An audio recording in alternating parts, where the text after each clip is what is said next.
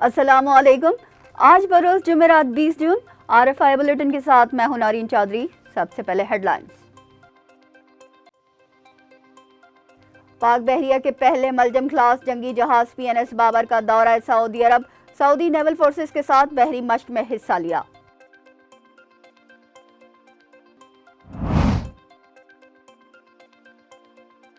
चाहते हैं कि पाकिस्तान इंटरनेशनल ट्रांसपोर्ट कॉरिडोर में शामिल हो। सदर पुतिन का विजन। पाकिस्तान के ब्रिक्स में शमूलियत के इम्कानात रोशन हो गए। सेनेटर मुशाहिद हुसैन सैयद का ब्रिक्स में खिताब।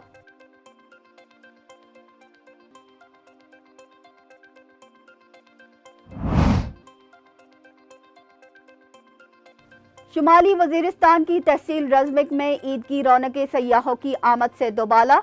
3 दिनों में कमोबेश 15 लाख सयाहों की आमद।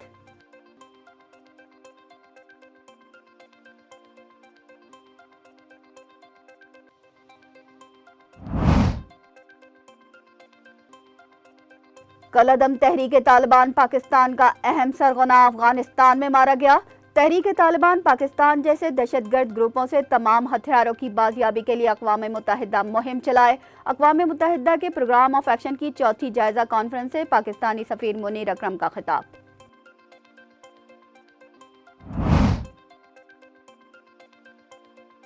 गजा पर वहशियाना बमबारी का सिलसिला मजीद तेज। खवातीन और बच्चों समेत 34 फ़लस्तीनी शहीद, मुतअद्दिद जख्मी।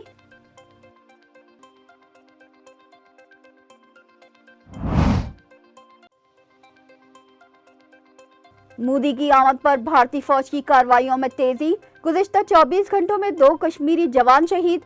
हुर्रियत कॉन्फ्रेंस ने हड़ताल की कॉल दे दी। दूसरी जानिब नरेंद्र मोदी के हलफ उठाते ही कोकी कबाइल में पुरतशद्दुद वाक़यात शुरू।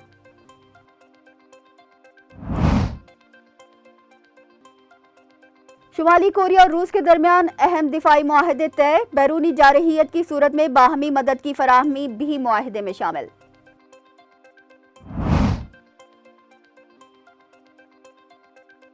ICC T20 वर्ल्ड कप के सुपर 8 मरहले के दूसरे मैच में इंग्लैंड ने वेस्ट इंडीज को 8 विकेटों से, जबकि पहले मैच में जनूबी अफ्रीका की मेजबान अमेरिका को 18 रन से शिकस्त। हेडलाइंस आपने मुलाहिजा की। चलते हैं खबरों की तफसीलात की जानिब। पाक बहरिया के पहले मलजम क्लास जंगी जहाज का दौरा सऊदी अरब। सऊदी नेवल फोर्सेस के साथ बहरी मश्क में हिस्सा लिया।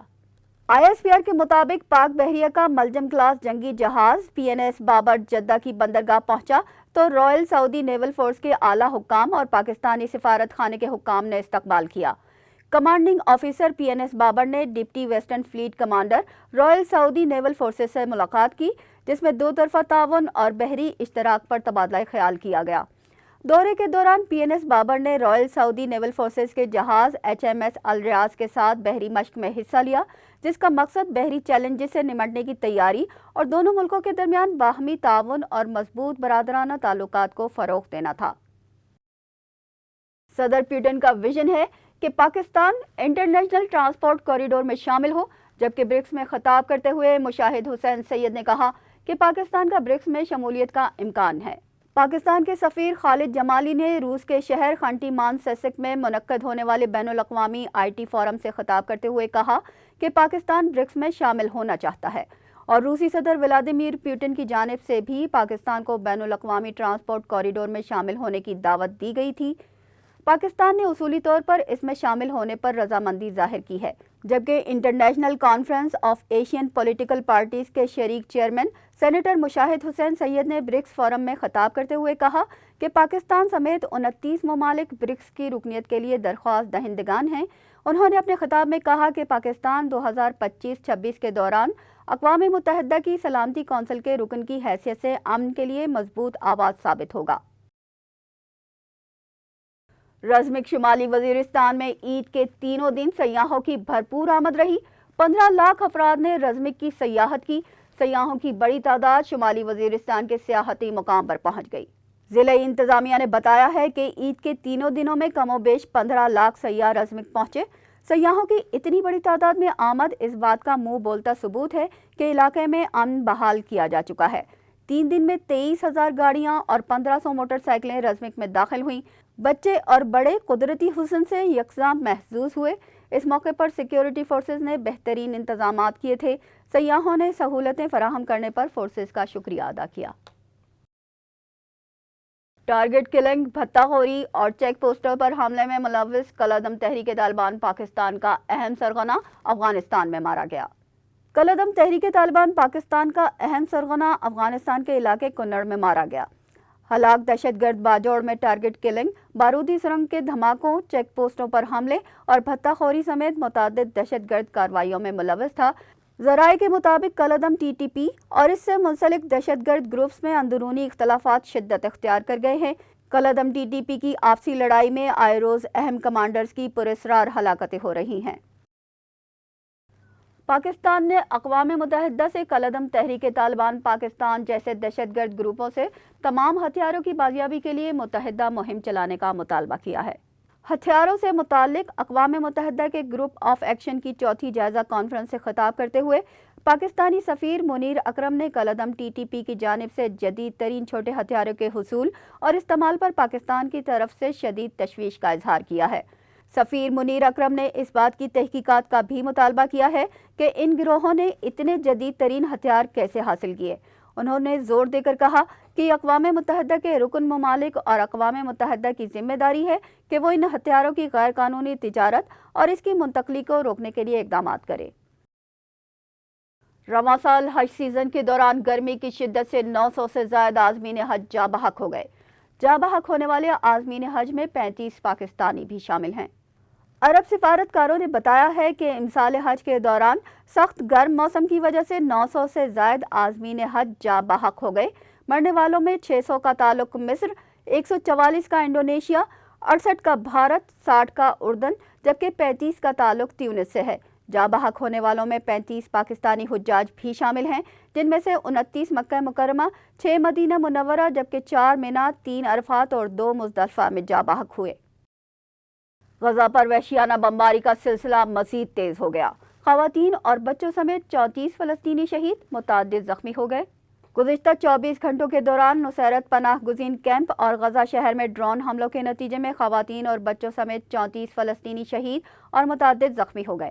اب تک بمباری کے نتیجے میں شہید ہونے والے فلسطینیوں کی تعداد 34,488 ہو گئی ہے جبکہ 77,000 سے زائد زخمی ہیں۔ شہید اور زخمی ہونے والوں میں نصف تعداد خواتین اور بچوں کی ہے۔ دوسری جانب وسطی غزہ میں ایک جھڑپ کے دوران ظالم فوج کے 2 اہلکار بھی مارے گئے۔ بھارتی فوج کی بربریت جاری۔ عید الاضحیٰ کے موقع پر بھی 2 کشمیری جوانوں کو شہید کر دیا گیا جبکہ نریندر مودی کی آمد پر کل مقبوضہ وادی میں ہڑتال ہوگی۔ کشمیر میڈیا سروس کے مطابق مقبوضہ کشمیر میں بھارتی فوجیوں نے ریاستی دہشت گردی کی تازہ کارروائیوں میں ضلع بارہمولہ میں 2 کشمیری نوجوانوں کو شہید کر دیا۔ سرچ آپریشن کے بہانے بھارتی فوج نے علاقے کا گھیراؤ کیا اور گھر گھر تلاشی کے دوران 2 جوانوں پر گولیاں برسا دی جس سے وہ موقع پر ہی شہید ہو گئے۔ نریندر مودی حلف اٹھانے کے بعد مقبوضہ وادی کا دورہ کریں گے جس کے خلاف کل جماعتی حریت کانفرنس نے وادی میں مکمل ہڑتال کی کال دی ہے۔ سماجی رابطوں کی سائٹس پر بھی پوسٹر وائرل ہو رہے ہیں جبکہ مودی کے دورے سے قبل سری نگر میں سیکیورٹی کے سخت انتظامات کر دیے گئے ہیں۔ نریندر مودی کے حلف اٹھاتے ہی منی پور میں کوکی عیسائی قبائل کے خلاف پرتشدد واقعات شروع ہو گئے۔ ہنگامہ آرائی میں کوکی عیسائی قبائل کا ایک اور شخص ہلاک ہو گیا۔